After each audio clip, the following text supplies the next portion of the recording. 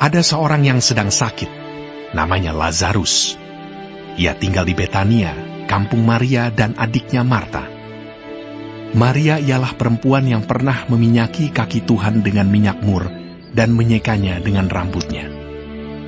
Dan Lazarus yang sakit itu adalah saudaranya.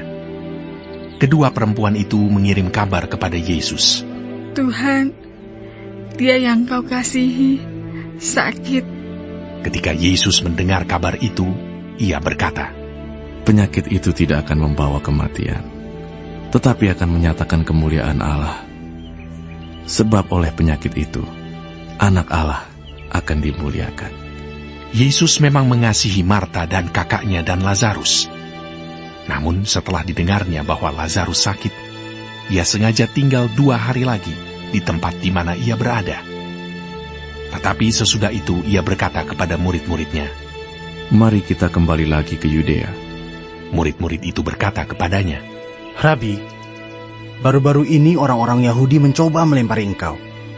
Masih maukah engkau kembali ke sana? Jawab Yesus, bukankah ada 12 jam dalam satu hari? Siapa yang berjalan pada siang hari, kakinya tidak terantuk, karena ia melihat terang dunia ini. Tetapi jikalau seorang berjalan pada malam hari, kakinya terantuk, karena terang tidak ada di dalam dirinya. Demikianlah perkataannya, dan sesudah itu ia berkata kepada mereka, Lazarus saudara kita telah tertidur, tetapi aku pergi ke sana untuk membangunkan dia dari tidurnya. Maka kata murid-murid itu kepadanya, Tuhan, jikalau ia tertidur, ia akan sembuh. Tetapi maksud Yesus ialah tertidur dalam arti mati. Sedangkan sangka mereka Yesus berkata tentang tertidur dalam arti biasa. Karena itu, Yesus berkata dengan terus terang, Lazarus sudah mati. Tetapi syukurlah, aku tidak hadir pada waktu itu. Sebab demikian lebih baik bagimu, supaya kamu dapat belajar percaya. Marilah kita pergi sekarang kepadanya. Lalu Thomas yang disebut Didimus berkata kepada teman-temannya, yaitu murid-murid yang lain, marilah kita pergi juga untuk mati bersama-sama dengan dia. Maka ketika Yesus tiba, didapatinya Lazarus telah 4 hari berbaring di dalam kubur. Betania terletak dekat Yerusalem, kira-kira 2 mil jauhnya. Di situ banyak orang Yahudi telah datang kepada Marta dan Maria untuk menghibur mereka, berhubung dengan kematian saudaranya.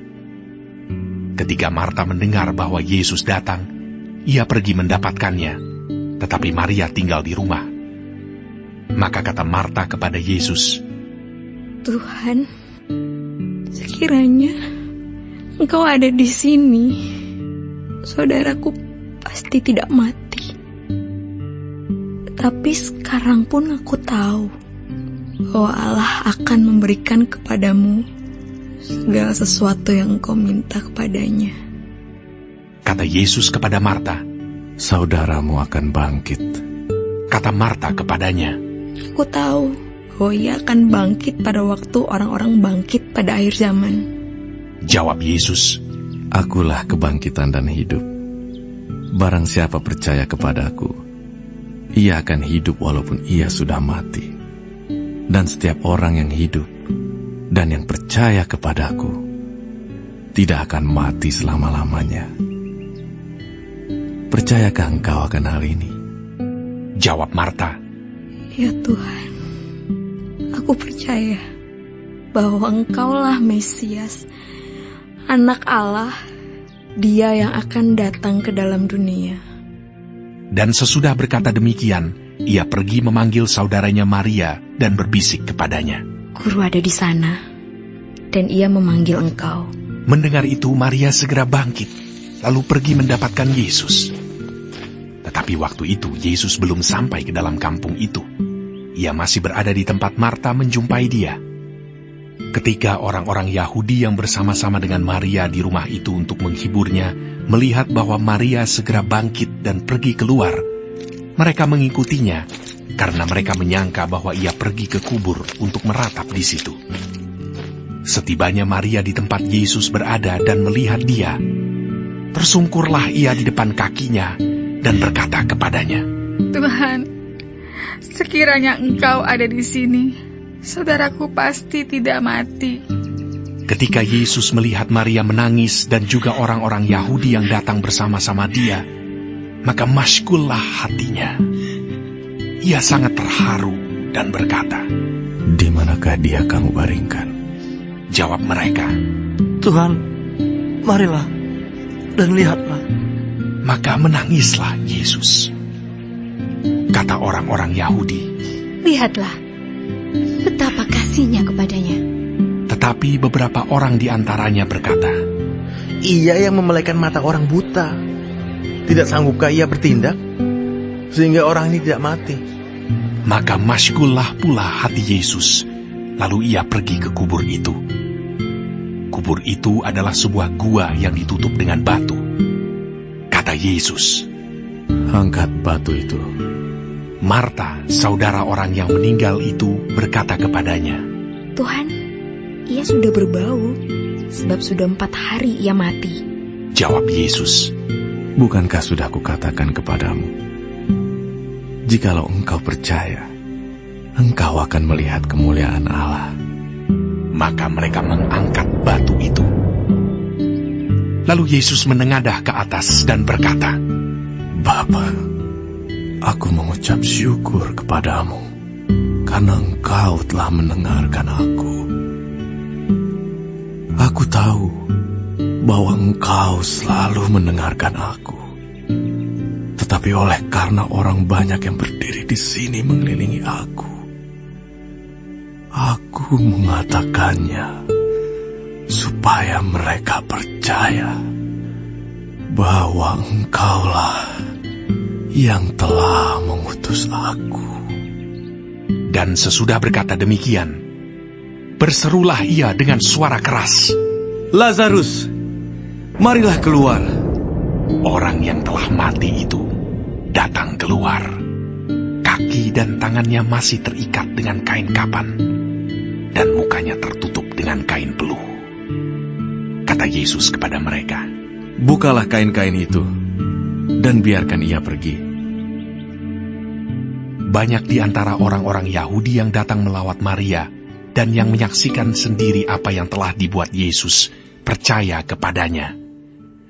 Tetapi ada yang pergi kepada orang-orang Farisi dan menceritakan kepada mereka apa yang telah dibuat Yesus itu.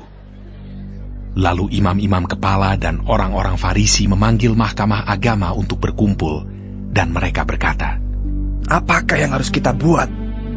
Sebab orang itu membuat banyak mukjizat. Apabila kita biarkan dia, maka semua orang akan percaya kepadanya. Dan orang-orang Roma akan datang dan akan merampas tempat suci kita serta bangsa kita." Tetapi seorang di antara mereka, yaitu Kayafas, imam besar pada tahun itu, berkata kepada mereka, "Kamu tidak tahu apa-apa, dan kamu tidak insaf, bahwa lebih berguna bagimu jika satu orang mati untuk bangsa kita daripada seluruh bangsa kita ini binasa." Hal itu dikatakannya bukan dari dirinya sendiri, tetapi sebagai imam besar pada tahun itu ia bernubuat bahwa Yesus akan mati untuk bangsa itu, dan bukan untuk bangsa itu saja, tetapi juga untuk mengumpulkan dan mempersatukan anak-anak Allah yang tercerai-berai. Mulai dari hari itu, mereka sepakat untuk membunuh dia. Karena itu, Yesus tidak tampil lagi di muka umum di antara orang-orang Yahudi. Ia berangkat dari situ ke daerah dekat padang gurun, ke sebuah kota yang bernama Efraim. Dan di situ ia tinggal bersama-sama murid-muridnya. Pada waktu itu, hari raya Paskah orang Yahudi sudah dekat, dan banyak orang dari negeri itu berangkat ke Yerusalem untuk menyucikan diri sebelum Paskah itu. Mereka mencari Yesus, dan sambil berdiri di dalam bait Allah, mereka berkata seorang kepada yang lain, "Bagaimana pendapatmu?